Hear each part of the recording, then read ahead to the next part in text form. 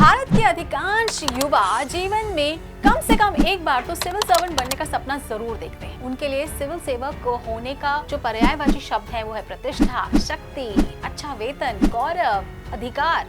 लेकिन क्या यही एकमात्र चीज है जो एक सिविल सेवक को हासिल होती है? चार दीवारी मतलब चार होता है, चारों तरफ होता है। नहीं, एक सिविल सेवक होना इन सब चीजों से भी कुछ और है, बढ़कर है। हम ये कह सकते हैं कि ये सभी विशेषाधिकारों के परे एक प्रमुख पद है। तो सिविल सेवाएं हमारे प्रशासन का सबसे महत्वपूर्ण हिस्सा है और एक सिविल सेवक को अपने कर्तव्यों का पालन ईमानदारी से करना चाहिए। सिविल सेवक होना सिर्फ प्रतिष्ठा की ही बात नहीं है, बल्कि नागरिकों और पूरी सभ्यता की रक्षा करना एक जिम्मेदारी है। नमस्कार, स्वागत है आपका प्रभात एग्जाम के YouTube चैनल पर। एक ऐसा प्लेटफॉर्म है जहां आपको मिलती हैं सभी कम्पेटिटिव एग्जाम से जुड़ी महत्वपूर्ण जानकारियां जो आपको किसी भी एग्जाम में सफल होने में काफी मदद कर सकती हैं।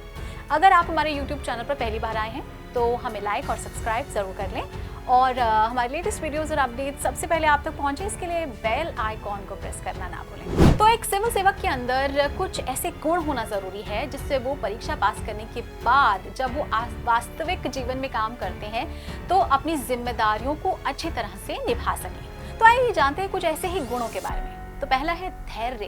तो एक सिविल सेवक में धैर्य जरूर होना चाहिए। यदि आप परीक्षा पैटर्न और स्तर पर नजर डालेंगे तो किसी के लिए भी पहले प्रयास में इसे पास करना बेहद चुनौतीपूर्ण है, यह हमें पता है। और सिविल सेवक बनने की तैयारी के दौरान जो धैर्य है ना, उसकी बहुत आवश्यकता होती है। सिविल सेवकों को उनके अंतिम चयन से पहले एक व्यक्तित्व का जो परीक्षण है, साक्षात्कार, उससे गुजरना पड़ता है। और इस परीक्षण में भी बोर्ड ये जांचता है कि किसी व्यक्ति में कितना धैर्य है, कितना आत्मविश्वास है। तो ये सबसे महत्वपूर्ण गुण है जो एक व्यक्ति के अंदर होना चाहिए, क्योंकि जब एक सिविल सेवक सिस्टम में शामिल होता है तो उसे कई समस्याओं से लड़ना पड़ता है और कई लोगों का सामना करना पड़ता है, कई लोगों को संभालना पड़ता है, जो परेशान करने वाला काम हो सकता है। लेकिन यदि कोई सिविल सेवक धैर्य से काम ले तो वो सभी विपरीत परिस्थितियों का सामना करने में सफल होगा। नेक्स्ट इज हरदम ड्यूटी के लिए तैयार रहना। तो दुनिया कभी सोती नहीं, कभी भी कोई भी समस्या आ सकती है, किसी भी समय आ सकती है। इसीलिए एक सिविल सेवक को अपने लोगों के लिए 24/7 उपलब्ध रहना चाहिए। एक सिविल सेवक को संपूर्ण सभ्यता के प्रति समर्पित होना चाहिए। उसे अपने सुख और आराम क्षेत्र को छोड़कर 24 घंटे संसार में रहना चाहिए। उसे लोगों के लिए काम करते हुए कभी थकना नहीं चाहिए। उसे स्थिति के गंभीर होने का इंतजार नहीं करना चाहिए, बल्कि उसे तुरंत कार्रवाई करनी चाहिए ताकि उसकी जो रणनीतियां हैं वो विफल ना हो। नेक्स्ट इज अच्छा व्यक्तित्व। तो ये ठीक ही कहा गया है कि कभी भी खुद को अपने परिवेश का उत्पाद ना बनने दें, बल्कि अपने परिवेश को अपने व्यक्तित्व का उत्पाद बनने के लिए प्रोत्साहित करें। तो एक सिविल सेवक अपने व्यक्तित्व से आकर्षित करता है और व्यक्तित्व का अर्थ है अच्छा दिखना, विनम्र स्वभाव। एक सिविल सेवक को अपने व्यक्तित्व पर काम करना चाहिए और खुद को हमेशा नीट एंड क्लीन रखने की कोशिश रखनी चाहिए।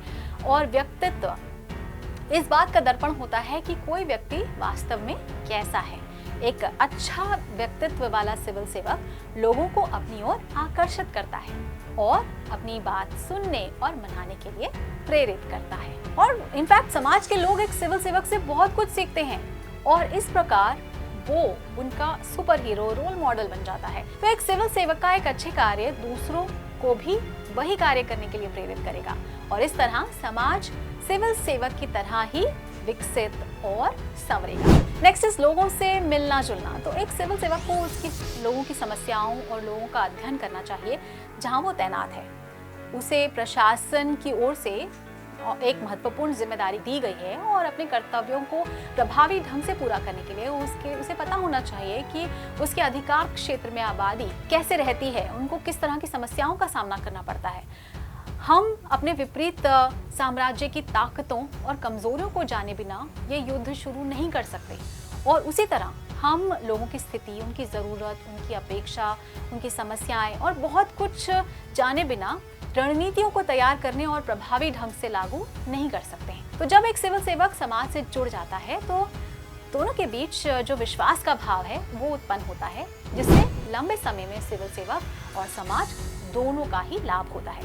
यदि कोई सिविल सेवक भौगोलिक परिस्थितियों और जनसंख्यिकी से अवगत नहीं हो तो उसको जरूरतों को पूरा करना मुश्किल हो जाएगा। इससे उसके क्षेत्राधिकार में प्रगति में बाधा उत्पन्न हो। नेक्स्ट इज नैतिक मूल्य। तो हालांकि एक सिविल सेवक के पास नागरिकों की तुलना में ज्यादा अधिकार हैं, ज्यादा शक्तियां प्राप्त होती हैं, लेकिन उसे ये नहीं भूलना चाहिए कि वो भी आखिरकार इस देश का नागरिक है।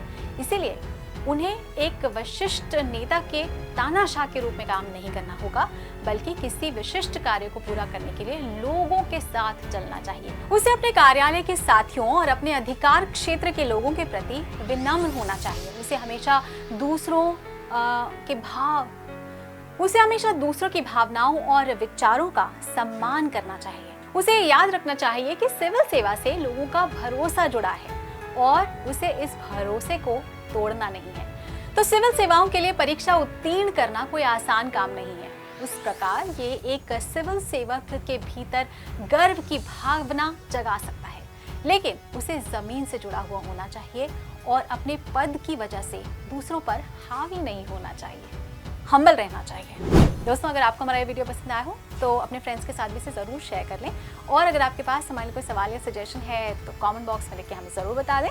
तो जल्द ही आपसे फिर मुलाकात होगी एक नए टॉपिक पर, एक नए वीडियो के साथ। देखते रहिए प्रभात एग्जाम। नमस्कार।